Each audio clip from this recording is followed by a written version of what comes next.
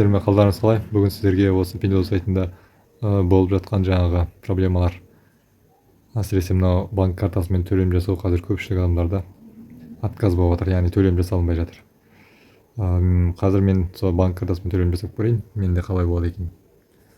Мен тауарларды таңдап неге салып қойдым, корзинаға. Корзинаның ішінде тұр, осы тауарларды таңдап қазір төлем жасап көретін боламыз картамен. Осы ненің ішіне кіреміз, корзинаға. Мынаны белгілейміз. Осы заттарды сатып алғалы жатырмын. Мына сатып алу дегенді басамыз. Содан кейін былай астына қарай түссеңіздер, мына жерде көрдіңіздер, мына жерде төлем түрлері тұр. Міне мысалы үшін міне картамен төлеу, WeChatпен төлеу, досым арқылы төлеу, мына Alipay арқылы төлеу, мынау да Alipay арқылы төлеу. Қазір картамен төлемде тұр, қазір мына птичка, осы жерде тұрасын. Төлеу деп басамыз. Бұл жерде төлем паролін енгіземіз. Мына жерде картаның артындағы 3 нөмір енгіздік. Сатып алу деп басамыз. Міне кейбіреулерде осындай ошибка шығады. Не болмасам тағы басқа ошибкалар шығуы мүмкін, төленбейтін. Решетканы басып тастаймыз да қазір енді мына Alipay арқылы төлем жасап көреміз. Мына жерге мына птичканы мына жерге көшіреміз. Төлем деп басамыз.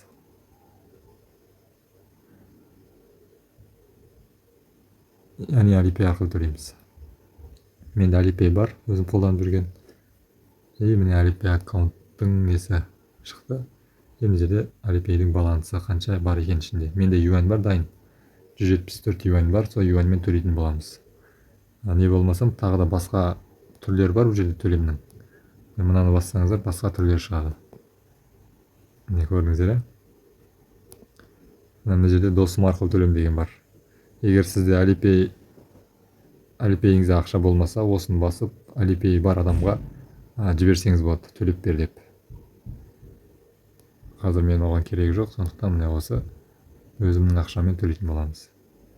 Бұл жерде банк карталары тұрады, бұл жерде көріңіздер, енгізілген. Бірақ бұлармен төлем жасай алмайсыз.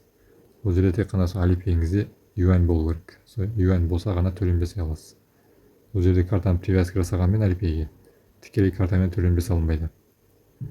Юаньмен ғана төлем жасалынады, дайын. Яғни юаньға толтырасыз Alipay'де, содан кейін барып төлем жасайсыз. Болды, енді мына confirm деген басамыз. Төлем паролі енгіземіз Alipay'дің. Яғни бұл жерде Pinduoduo'ның төлем паролі емес, бұл жерде Alipay'дің төлем паролі енгізесіз.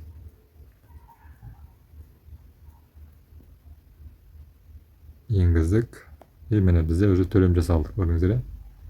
Alipay'ден 56 юань 12 тиын жаңағы юань шешілді, яғни төлем жасалды. Done деп басамыз. Бізде уже ақша шешілді. Қазір басты бетке өтеміз. Төлем жасалды деп шықты. Решетканы жауып тастаймыз. Артына қайтамыз. Міне мен тауарларым уже 3 товар сағатқа ауысты. Қазір кіріп көрсетейін. Міне осы тауарларды сатып алдық біз. Көрдіңіздер. Осылай, егер картамен төлем жасалынбаса, Alipay ашып, сонымен төлем жасауға болады. Бұл жерде айтатын жайт, Alipay'де міндетті түрде загранпаспорт болу керек, верификациядан өту үшін. Верификациядан өтпесеңіз, Alipay'ге юань толықтыра алмайсыз, яғни юань перевод жасалынбайды оған. Сондықтан тіркелгеннен кейін міндетті түрде загранпаспортпен верификациядан өту керек болады. Сосын қазір Alipay'ге тіркелу көпшілік адамдарда болмай жатыр, блокқа салып беріп жатыр. Сондықтан егер Alipay'ге тіркелу жайында көмек керек болса, WhatsAppқа жазыңыздар. Ақылы түрде көмектесе аламын. Жақсы, сау болыңыздар. Видео пайдалы болған болса лайк басыңыздар, достарыңызбен бөлісіңіздер. Каналға міндетті түрде тіркеліп қойыңыздар. Жаңағы Pinduoduo мен жаңағы картамен проблема қашан шешілетіні белгісіз. Шешілетін болса, жаңағы шешімдер табылып жатса, мен видео салып осылай сіздермен бөлісетін боламын. Сау болыңыздар, саламат болыңыздар. Сіздермен қалдарыңыз қалай? Бүгін сіздерге осы Pinduoduo сайтында болып жатқан жаңағы проблемалар, әсіресе мынау банк картасымен төлем жасау қазір көпшілік адамдарда отказ болып жатыр, яғни төлем жасалынбай жатыр. Қазір мен сол банк картасымен төлем жасап көрейін, менде қалай болады екен. Мен тауарларды таңдап неге салып қойдым, корзинаға. Корзинаның ішінде тұр, осы тауарларды таңдап қазір төлем жасап көретін боламыз картамен. Осы ненің ішіне кіреміз, корзинаға. Мынаны белгілейміз. Осы заттарды сатып алғалы жатырмын. мына сатып алу дегенді басамыз. Содан кейін баяғы астына қарай түссеңіздер, мына жерде көрдіңіздер, мына жерде төлем түрлері тұр. Міне мысалы үшін міне картамен төлеу, WeChatпен төлеу, досым арқылы төлеу, мына Alipay арқылы төлеу, мынау да Alipay арқылы төлеу. Қазір картамен төлемде тұр. Қазір мына птичка осы жерде тұрсын. Төлеу деп басамыз. Бұл жерде төлем паролін енгіземіз. Мына жерде картаның артындағы 3 нөмір енгіздік. Сатып алу деп басамыз.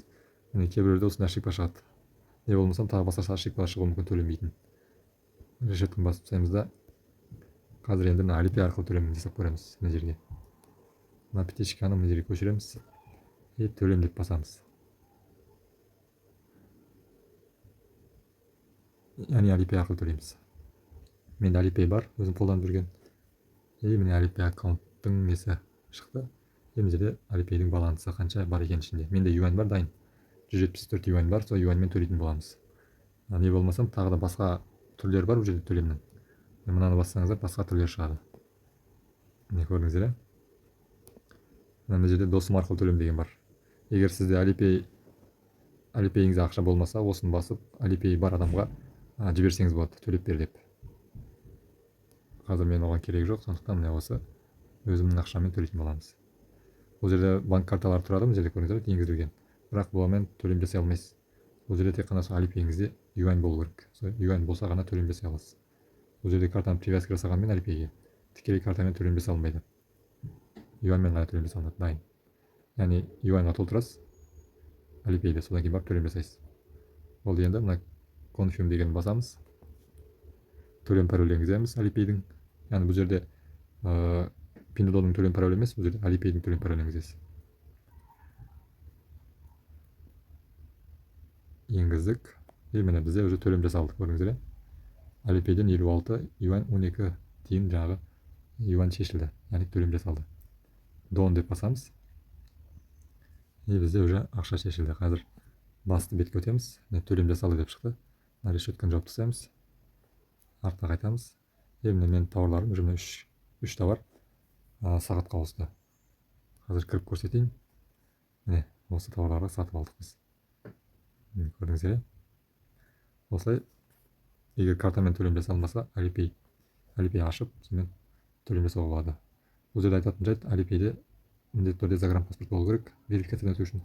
Верификациядан өтпесеңіз, Alipay'ге юань толықтыра алмайсыз, яғни юань перевод жасай алмайды оған. Сондықтан тіркелгеннен кейін міндетті түрде загранпаспортпен верификациядан өту керек болады. Сосын қазір Alipay'ге тіркелу көпшілік адамдарда болмай жатыр, блокқа салып жіберіп жатыр. Сондықтан егер Alipay'ге тіркелу жайында көмек керек болса, WhatsAppқа жазыңыздар. Ақылы түрде көмектесе аламын. Жақсы, сау болыңыздар. Видео пайдалы болған болса лайк басыңыздар, достарыңызбен бөлісіңіздер. Каналға міндетті түрде тіркеліп қойыңыздар. Жаңа Pinduoduo жаңағы картамен проблема қашан шешілетіні белгісіз. Шешілетін болса, жаңағы шешімдер табылып жатса, мен видео салып осылай сіздермен бөлісетін боламын. Сау болыңыздар, саламат болыңыздар.